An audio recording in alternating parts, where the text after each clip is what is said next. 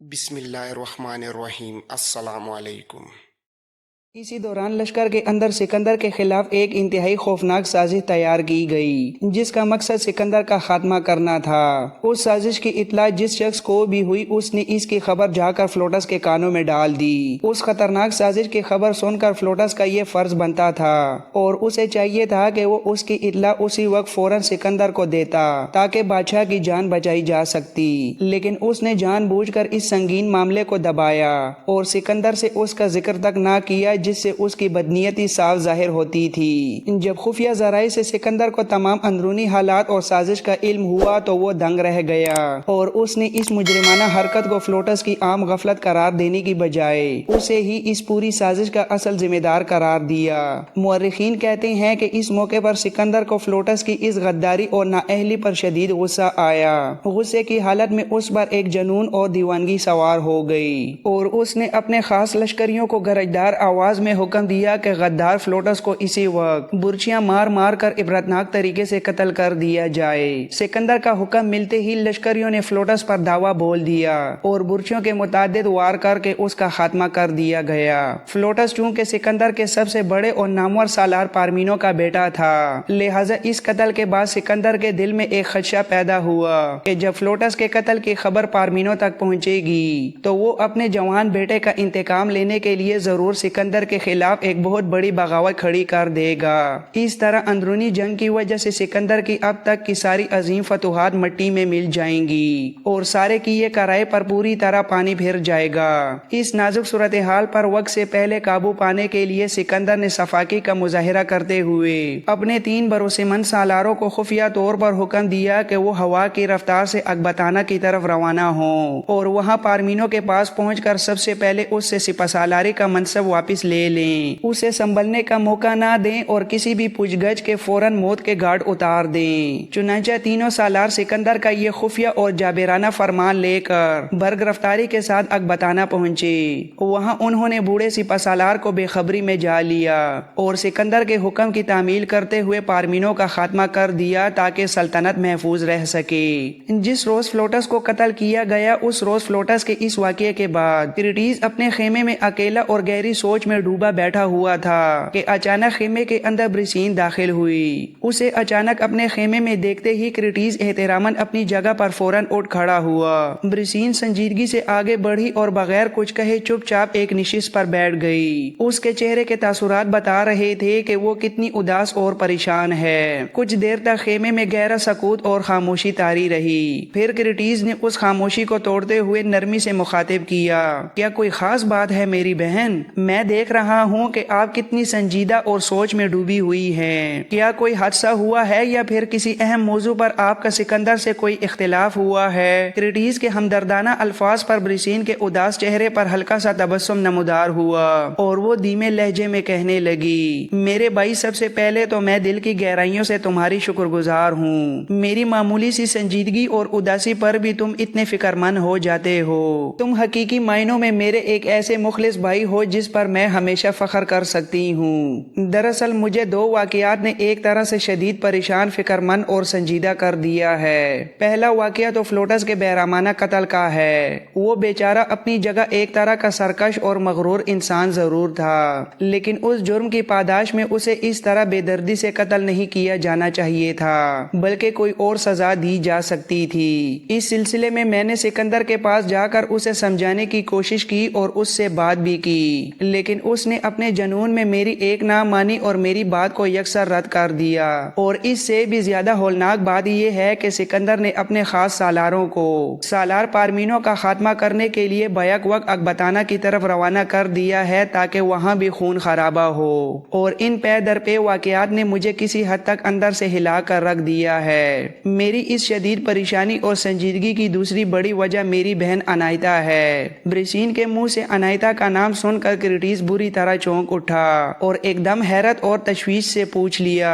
अनायता को अचानक क्या हुआ है? क्या उसने अब फिर कोई नया मामला खड़ा कर दिया है जिसकी वजह से आप इस कदर परेशान हैं? ब्रिसीन फिर एक बार गहरी मुस्कुराहट के साथ पहले उसने असबात में गर्दन हिलाई, फिर धीमे लहजे में कहने लगी, तुम्हारा अंदाजा बिल्कुल दुरुस्त है क्रिटीज। थोड़ी देर पहले वो उस वक्त अचानक मेरे खेमे में आई जब सिकंदर मेरे पास मौजूद नहीं था और मैं बिल्कुल तन्हा थी। उसने खेमे में मेरे सामने आकर मामूल के मुताबिक बैठने की बजाय वहीं खड़े खड़े मुझे अजीब नजरों से घूरना शुरू कर दिया, जैसे उसके दिल में कोई शदीद तूफान चल रहा हो। मैंने जब उसे प्यार से अपने पास बैठने के लिए कहा तो वो अपनी जगह से हिली तक नहीं, बल्कि आगे बढ़कर मेरा हाथ पकड़कर मुझे जबरदस्ती अपनी जगह से उठाया, फिर अपना गाल मेरे सामने करके बड़ी संजीदगी से रोती हुई कामती आवाज में कहने लगी, मेरी प्यारी बहन, मेरे मुंह पर लगातार कई जोरदार तमाचे मारे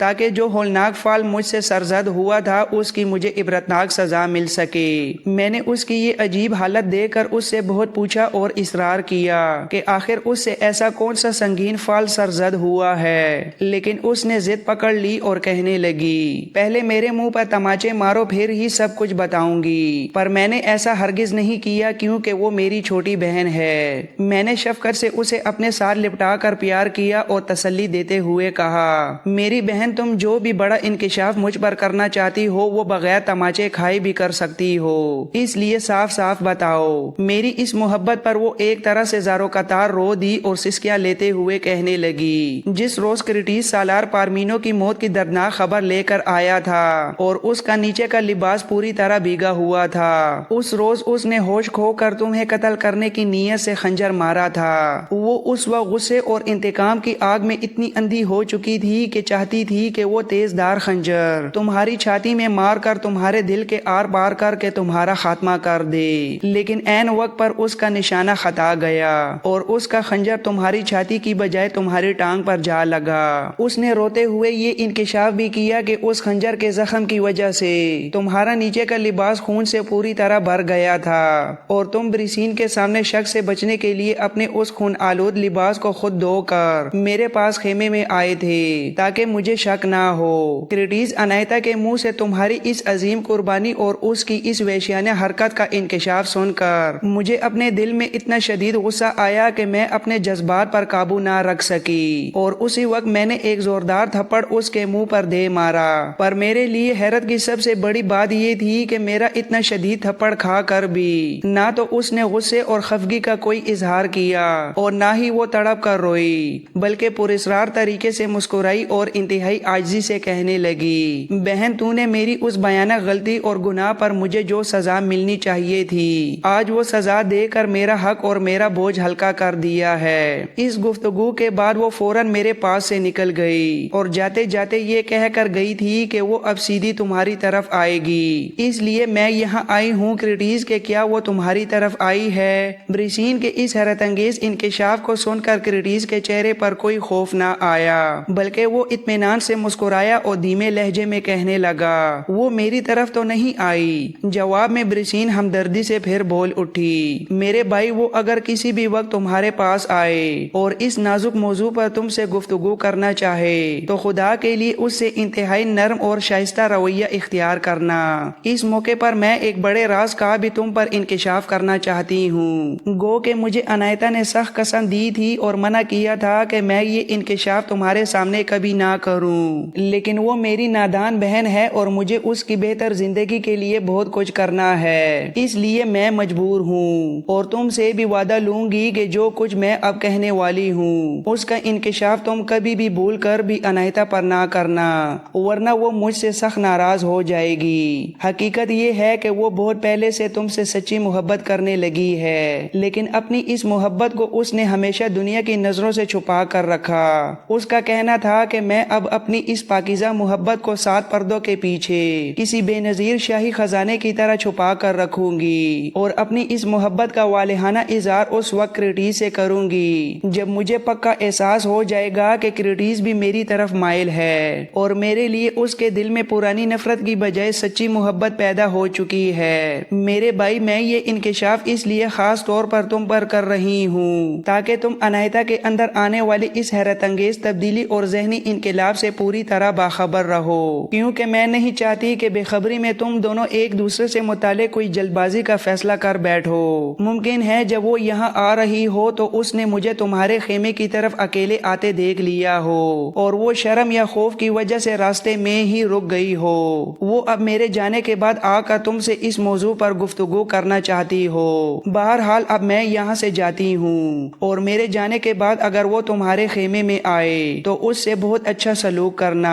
دیکھو اگر تم اس سے محبت نہیں بھی کرتے یا اسے اپنی زندگی کا ساتھی بھی نہیں بنانا چاہتے، تب بھی اپنی اس دکھیاری بہن برسین کی خاطر اس سے نرمی سے پیش آنا، تاکہ اس نازک موڑ پر اس کی دل شکنی نہ ہو اور اس کا دل نہ ٹوٹے۔ برسین جب خاموش ہوئی تب ہمیشہ کی طرح مسکراتے ہوئے کریٹس کہنے لگا، میری بہن آپ اس معاملے میں بالکل فکر مند نہ ہوں، میں آپ کو یقین دلاتا ہوں کہ میں کسی بھی حال میں اس کی دل شکنی نہیں کروں گا اور اسے پورا احترام دوں گا۔ کریٹس کے اس تسلی بخش جواب پر برسین کا دل پوری طرح مطمئن ہو گیا، اور پھر وہ ایک گہرا سانس لے کر کریٹس کے خیمے سے باہر نکل گئی تھی۔ برسین کے جانے کے بعد کریٹس پہلے کی طرح گہری سوچ میں ڈوبا ہوا اپنی نشست پر بیٹھ گیا تھا۔ ابھی کوئی زیادہ دیر نہیں گزری تھی کہ خیمے کے پردے ہٹے اور اندر اناہیتا داخل ہوئی۔ اسے اچانک خیمے میں داخل ہوتے دیکھتے ہی کریٹس احترام اور حیرت کے ملے جلے جذبات کے ساتھ اپنی جگہ پر فوراً اٹھ کھڑا ہوا۔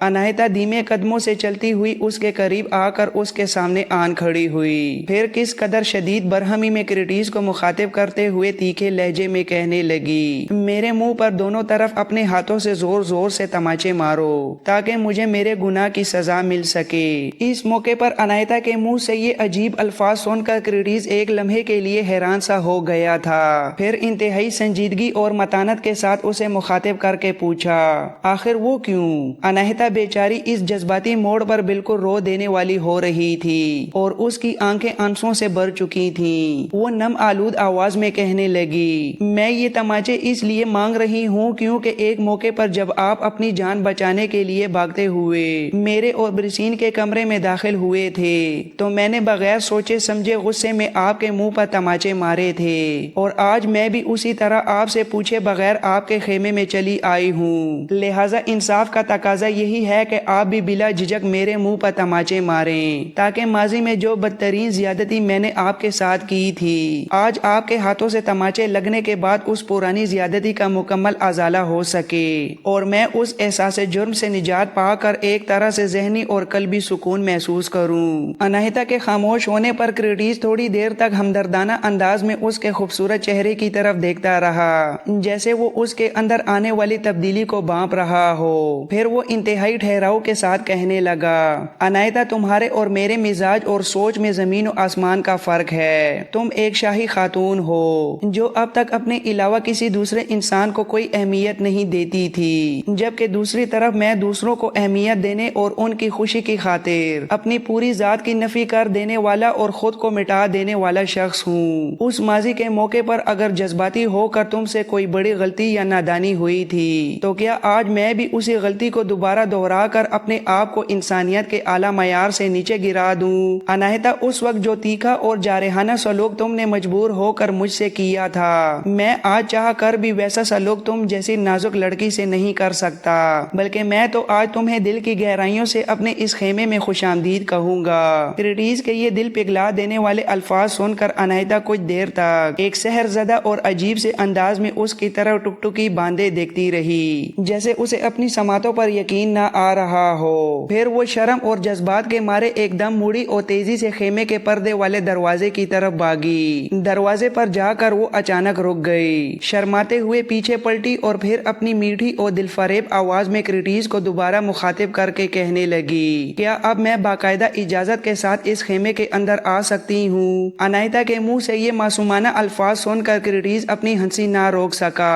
اس نے ایک بھرپور قہقہا لگایا اور ہنستے ہوئے کہنے لگا، اناہیتا یہ بھی خوب لطیفہ رہا، کبھی تم شاہی روب کے ساتھ بغیر پوچھے خیمے میں اکیلی چلی آتی ہو اور کبھی جرم کے احساس میں خیمے کے دروازے پر کھڑے ہو کر اندر آنے کی باقاعدہ اجازت طلب کرتی ہو۔ اناہیتا تم شاید بھول رہی ہو کہ اس سے پہلے تم کئی ماہ تک اس جنگی سفر کے دوران میرے اسی خیمے کے آدھے حصے میں رہ چکی ہو، پھر آج تمہیں اس خیمے میں آنے کے لیے بلا اجازت لینے کی کیا ضرورت پیش آ گئی ہے، تم جب چاہو بغیر کسی اجازت کے بھی اندر آ سکتی ہو، کیونکہ یہ تمہارا ہی مامن ہے۔ کرٹیس کی یہ شفقت دیکھ کر انائتا کے چہرے پر حیا کی سرخی دوڑ گئی۔ وہ پھر سے خیمے میں داخل ہوئی اور وہاں رکھی ایک نشست پر بیٹھ گئی۔ اسے بیٹھتا دیکھ کر کرٹیس بھی احتراماً اپنی نشست پر بیٹھ گیا۔ پھر اس سنجیدہ گفتگو کا باقاعدہ آغاز خود انائتا نے کیا اور وہ کرٹیس کے چہرے کے تاثرات کو پڑھتے ہوئے اسے مخاطب کر کے کہنے لگی، اگر آپ میری باتوں کا برا نہ مانے تو میں دو انتہائی اہم اور نازک موضوعات پر آپ سے کھل کر گفتگو کرنے کے لیے آج یہاں آئی ہوں۔ جو کچھ میں اپنے دل کی زبان سے کہنا چاہتی ہوں، کیا آپ سکون سے وہ سب سنیں گے؟ اس کی معصومانہ التجا پر کرٹیس کے چہرے پر دلنشیں مسکراہٹ نمودار ہوئی اور وہ اسے حوصلہ دیتے ہوئے کہنے لگا، تم اس معاملے میں بالکل فکر مند نہ ہو، جو کچھ بھی تمہارے دل میں ہے تم بلا جھجک اور بغیر کسی خوف کے کہو، میں تمہاری ایک ایک بات بہت غور سے سنوں گا اور یقین رکھو کہ میں تمہاری کسی بھی بات کا بالکل برا نہیں مانوں گا۔